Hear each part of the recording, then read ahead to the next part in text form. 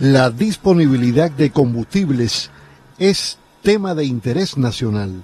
Cubanas y cubanos de cualquier sector expresan preocupación por el déficit en la comercialización. El ministro de Energía y Minas, Vicente de la O. Levy, explicó a nuestro equipo que el problema tiene varias causas. La principal, dijo el dirigente, parte de los obstáculos que provocan las disposiciones del bloqueo del gobierno de Estados Unidos contra Cuba. Si bien hay una situación energética a nivel mundial, Cuba siempre la situación es más agudizada que en el resto de los países, como se conoce, por la situación del bloqueo.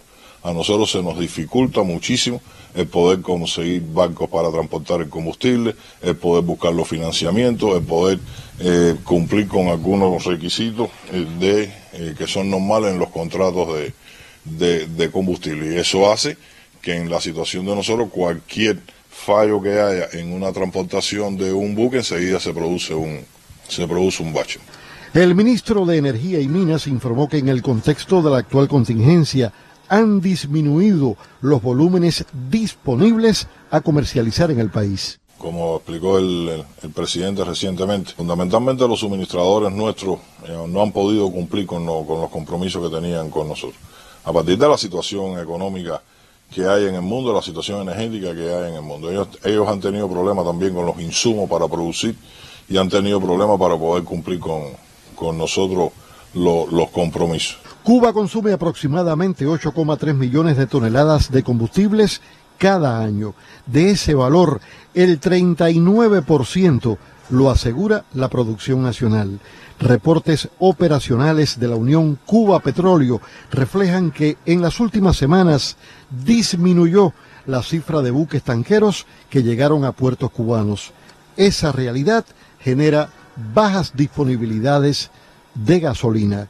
Se tomó una decisión correcta de repartir o sacar a la distribución de combustible capacidades disminuidas en comparación con el consumo normal de un día de consumo de gasolina. Y se está sacando y se seguirá sacando una capacidad disminuida, así que no va a llegar al punto de cero.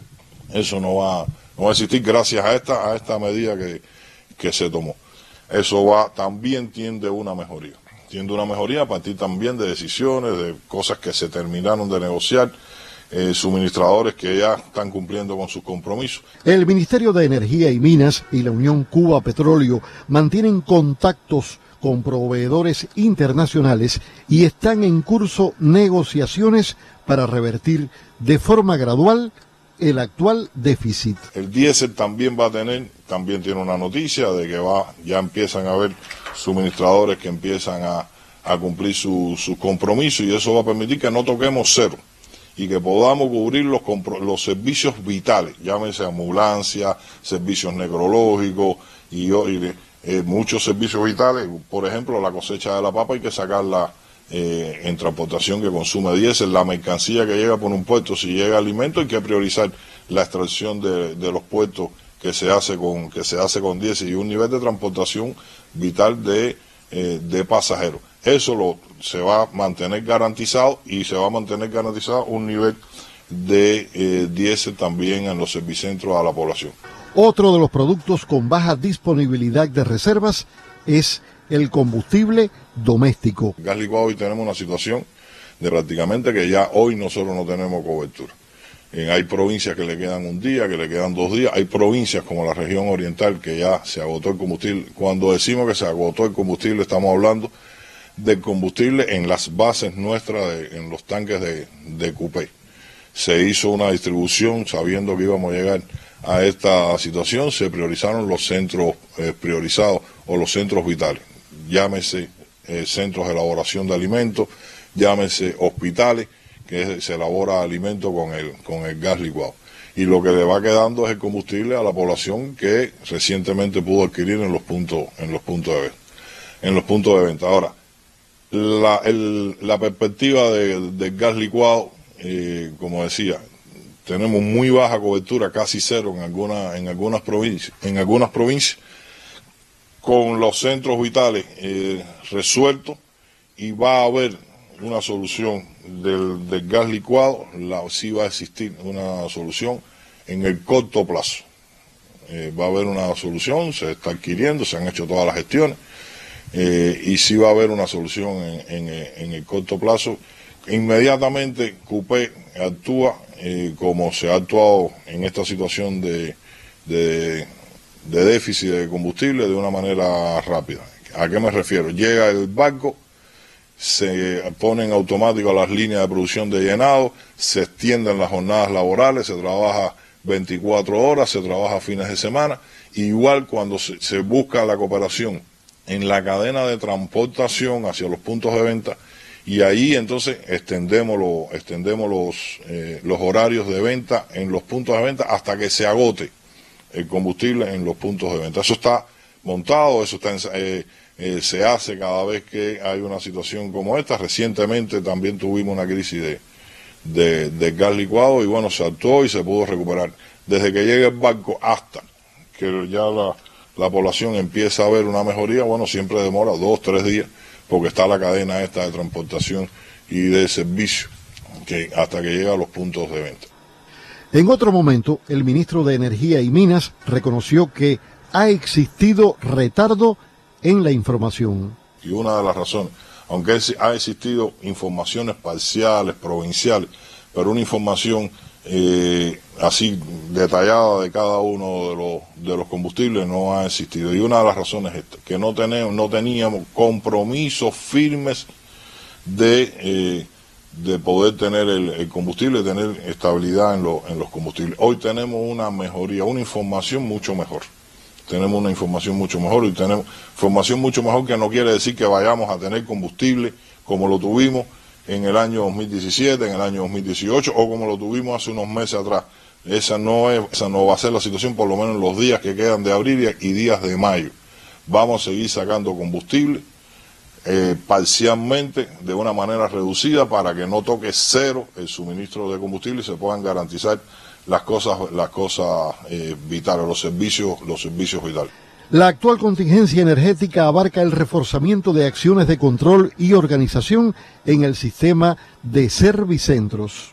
Tenemos nosotros definido en la red de servicentros la cantidad de servicentros que van a dar servicios vitales a la población y la cantidad de redes de servicentros que van a comercializarle a la población.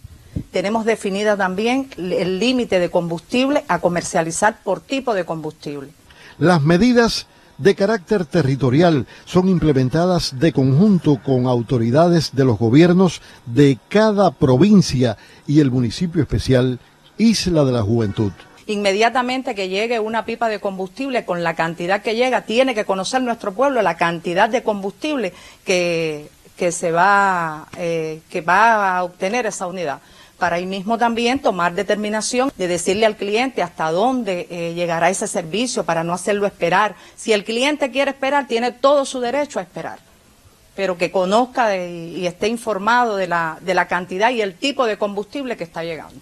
La contingencia energética transcurre en medio del programa intensivo de mantenimientos en la generación base del Sistema Eléctrico Nacional. Tenemos horas de mantenimiento que se están cumpliendo, pero ha coincidido con salidas de unidades. Bueno, todos vimos el accidente que hubo en Guitera, que no afecta el programa que tenemos con Guitera.